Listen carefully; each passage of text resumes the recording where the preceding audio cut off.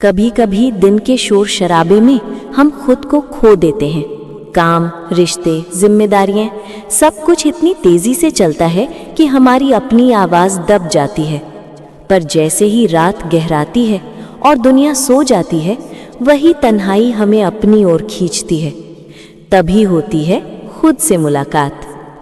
तन्हा रात का मतलब सिर्फ अकेलापन नहीं होता। ये वो समय है जब दिल की खामोशी सबसे साफ सुनाई देती है। जब कोई नहीं देख रहा, कोई नहीं सुन रहा, तब हम अपने अंदर के डर, अपनी अधूरी बातें, अपने सपने और अपने अफसोस सबके सामने रख पाते हैं। रात में दिल धीरे धीरे खुलता है। वो यादें जिनसे हम भागते थे, वो एहसास जो दिन में दबा दिए जाते थे, सब आंखों के सामने आ जाते हैं। कभी हंसी छूट जाती है, कभी आंसू बहते हैं, और यही तन्हा रातें हमें खुद को समझने का मौका देती हैं। खुद से मुलाकात का मतलब केवल दुख को महसूस करना नहीं होता।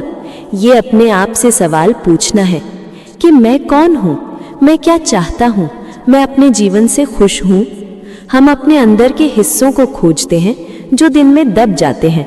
भय, अकेलापन, उम्मीदें, प्यार, नफरत, सब सामने आते हैं।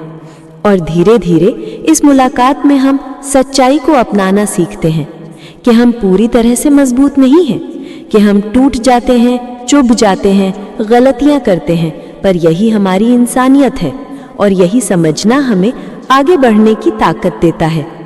तन्हा हाथों में हम सिर्फ अपने दिल की बातें सुनते हैं और वो बातें अक्सर हमें हल्का कर देती हैं। हम महसूस करते हैं कि अकेलापन हमेशा दुख नहीं होता। कभी कभी ये हमें खुद से जुड़ने का रास्ता देता है। हर रात हमें याद दिलाती है कि जिंदगी का असली सफर सिर्फ बाहर की दौड़ नहीं, बल्कि अंदर की यात्रा भी है।